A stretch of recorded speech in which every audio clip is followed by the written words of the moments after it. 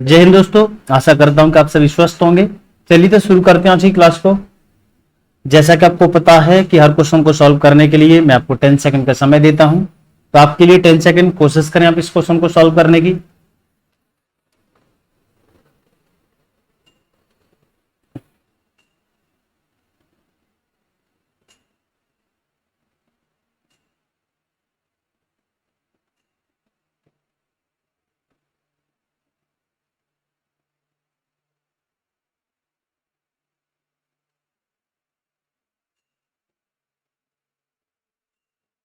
चलिए मैं कोशिश करता हूं।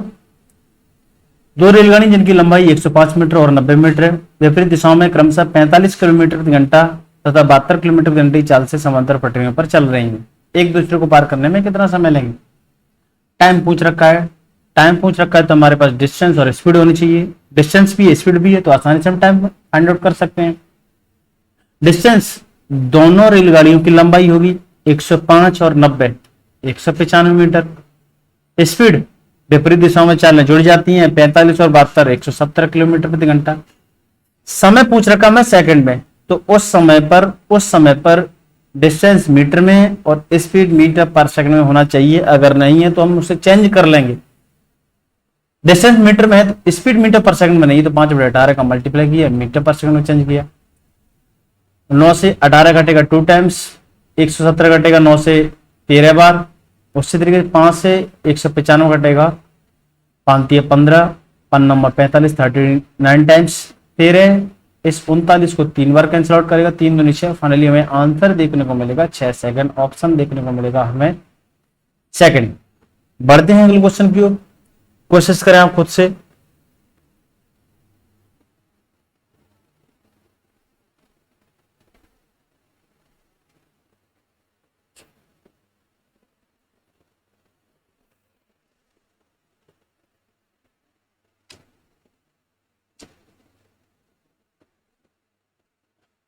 चलिए मैं कोशिश करता हूं।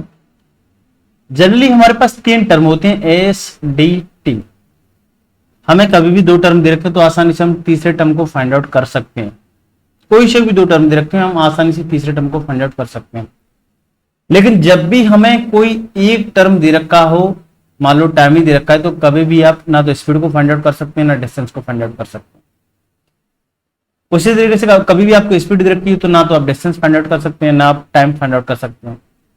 जो चीज दे रखी है आप उसी को फाइंड आउट कर सकते हैं।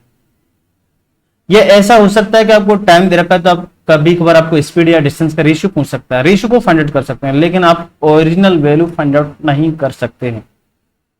और दैट ऐसा ही केस आपको इस क्वेश्चन में देखने को मिल रहा है। समान लंबाई वाली विपरीत दिशा में चल रही 2 रेलगाड़ियां खंभे को क्रमशः 18 तथा 12 सेकंड में पार करती हैं। रेलगाड़ी एक दूसरे को पार करने में कितना समय लेंगे? समय दे रखा है और समय ही हमें पर पूछ रखा है, आसानी से निकाल सकते हैं। ये तो मैंने आपसे पहले ही बोला है कि समय दे रखा हो, जो टर्म दे रखा है उसे तो हम फाइंड आउट कर सकते हैं। हम क्या करेंगे कि टाइम के माध्यम से डिस्टेंस निकाल सकते हैं। डिस्टेंस बोले तो रेलगाड़ी की लंबाई निकाल सकते हैं, 18 और 12।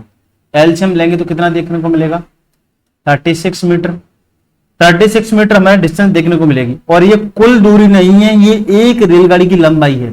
कोई सी भी एक रेलगाड़ी की लंबाई है।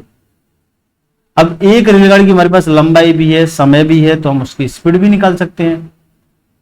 किसी खंबे को 18 सेकंड में पार करती है, 36 मीटर लंबी रेलगाड़ी है, तो कितना ही चाल से चलती है? 2 मीटर पर सेकंड स्पीड से चलती है। उसी तरीके से 12 सेकंड लेती है, 36 मीटर लंबी रेलगाड़ी है, तो कितनी चाल से चलती होगी? 3 मीटर पर सेकंड से। अब हमें एक दूसरे को पार कराना है, तो एक दूसरे को पार कराने के लिए समय चाहिए, समय निकालना होगा हमें, और समय के लिए हमें चाहिए डिस्टेंस और स्पीड, जो कि हमारे पास है। तो time is equal to 36 plus 36, या लिखेंगे 2 इंटू 36, 2 इंटू 36 अपॉन विपरीत दिशा में चालें जुड़ जाती हैं, तो 2 और 3 5, 72/5। इसे कैलकुलेट करेंगे तो 14.4 सेकंड में आंसर देखने को मिलेगा। ऑप्शन देखने को मिलेगा हमें फर्स्ट। बढ़ते हैं अगले क्वेश्चन की ओर। कोशिश करें आप खुद से।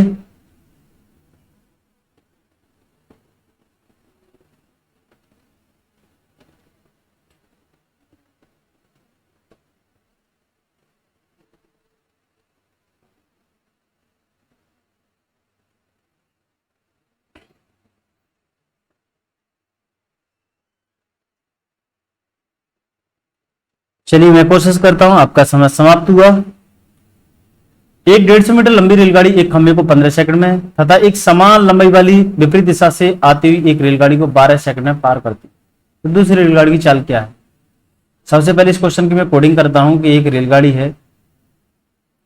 रेलगाड़ी है जिसकी लंबाई 150 मीटर है, एक किसी खंभे को 15 सेकंड में पार करती है, 15 सेकंड में पार करती है। फर्दर यही रेलगाड़ी एक समान विपरीत दिशा से चलती है रेलगाड़ी की जिसकी लंबाई समान है, 12 सेकंड में पार करती, 12 सेकंड में पार करती। जितनी लंबाई इसकी है यानी कि 150 मीटर, उतनी लंबाई इसकी। तो हमें इस ट्रेन की चाल चाहिए। तो सबसे पहले हमें क्या करना होगा कि हम डायरेक्ट सेकंड केस पे तो पहुंच नहीं सकते हैं, दोनों ट्रेनों की स्पीड दे रखी नहीं है, तो दोनों ट्रेनों की स्पीड तो हम निकाल नहीं सकते हैं। हम फर्स्ट केस से जो 150 मीटर लंबी रेलगाड़ी है जो 15 सेकंड में पार करती है किसी खंभे को, उसकी चाल निकाल सकते हैं। तो यहां से इस ट्रेन की चाल कितनी आ जाएगी? 150/15, 150/15 यानी कि 10 मीटर पर सेकंड, 10 मीटर पर सेकंड। इस वाली रेलगाड़ी की चाल हमें पता चल चुकी है। इस वाली रेलगाड़ी की लेट में चाल मान लेता हूं x मीटर पर सेकंड। विपरीत दिशाओं में चालें जुड़ जाती हैं, 10 + के x, 150, 150, 300 लेंथ तो हमेशा जुड़ती हैं। 12 सेकंड में पार करती है, तो 12 300 काटेगा कितनी बार? 12 दूनी 24, कैरी 6, 12 × 60। दोनों ट्रेनों की कंबाइन जो चाल दे रखी है वो 25 मीटर पर सेकंड है। इधर एक ट्रेन की चाल दे रखी है 10 मीटर पर सेकंड, तो हम x की वैल्यू निकालेंगे तो कितनी देखने को मिलेगी? 15 मीटर पर सेकंड, 15 मीटर पर सेकंड। इस वाली रेलगाड़ी की चाल आ चुकी, लेकिन हमें आंसर मीटर पर सेकंड में नहीं चाहिए, आंसर चाहिए हमें किलोमीटर प्रति घंटे में। तो हम उसे चेंज कर लेंगे, 18/5 का मल्टीप्लाई करेंगे, 5 से 15 कटेगा 3 टाइम्स, 18 × 54, 54 किलोमीटर प्रति घंटा में आंसर देखने को मिलेगा। ऑप्शन होगा 4। बढ़ते हैं अगले क्वेश्चन की ओर, कोशिश करें आप खुद से।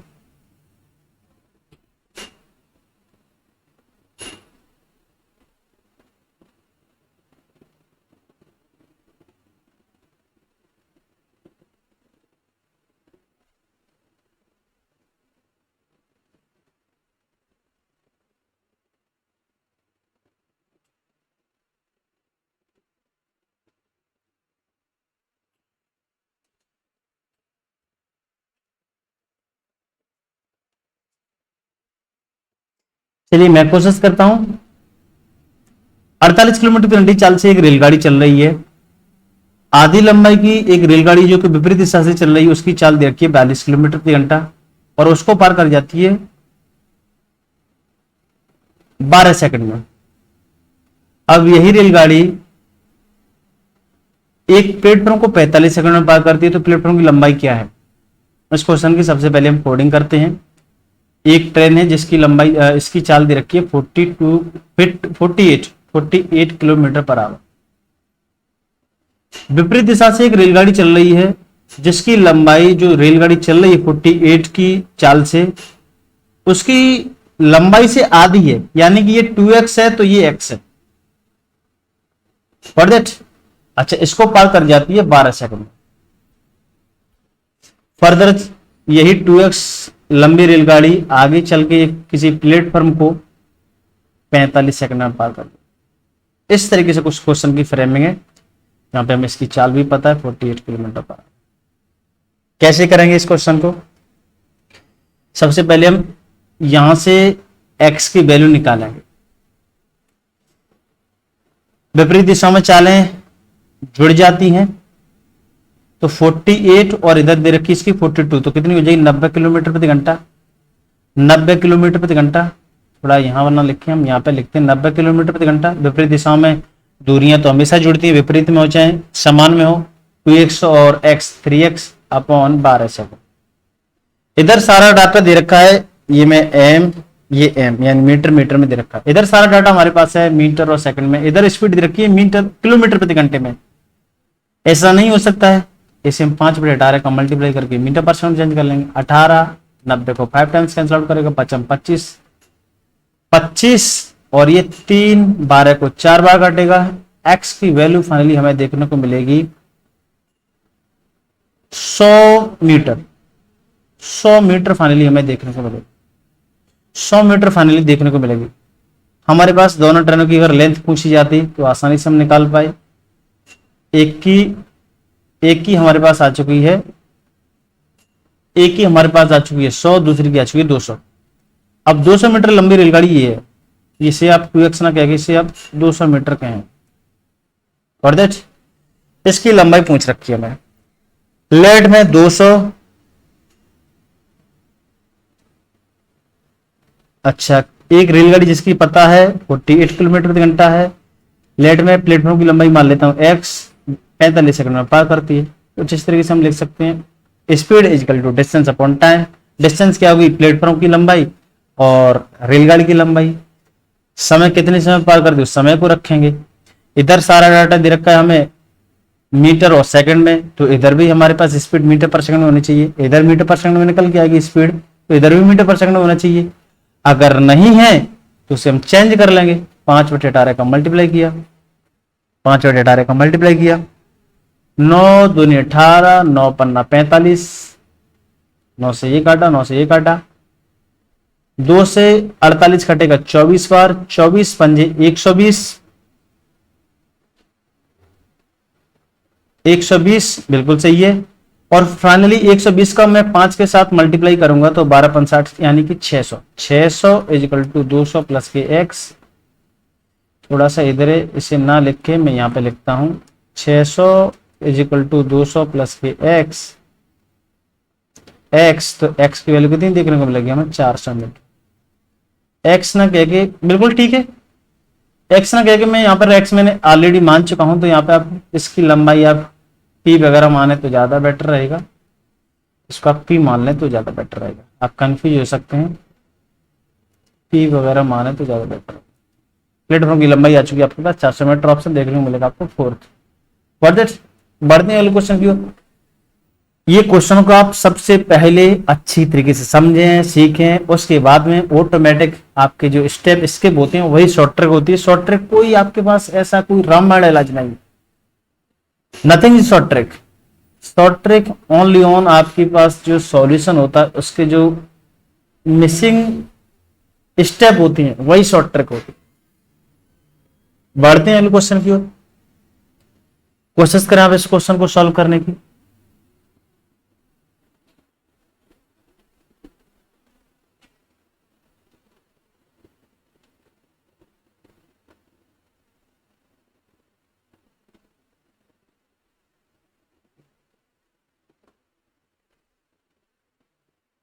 चलिए मैं कोशिश करता हूं। 137 मीटर तथा 163 मीटर लंबाई वाली दो रेलगाड़ियां समांतर रेल पटरियों पर एक दूसरे की ओर क्रमशः 42 किलोमीटर प्रति घंटा 48 किलोमीटर प्रति घंटे चाल से चल रही। एक दूसरे को पार करने में कितना समय लेंगे, कितने सेकंड का समय लेंगे।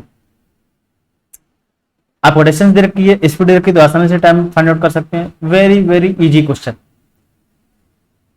163 और 137 300 अपॉन विपरीत दिशाओं में चारों जुड़ती है तो 42 और 48 90।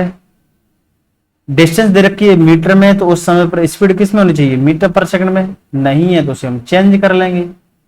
18 पंजे 90, 5 से ये कटेगा, 5 कितनी 60 बार, 5 से ये कटेगा फिर कितनी बार 12 बार। तो फाइनली हमारे पास आंसर जो देखने को मिलेगा 12 सेकंड ऑप्शन देखने को मिलेगा हमें थर्ड।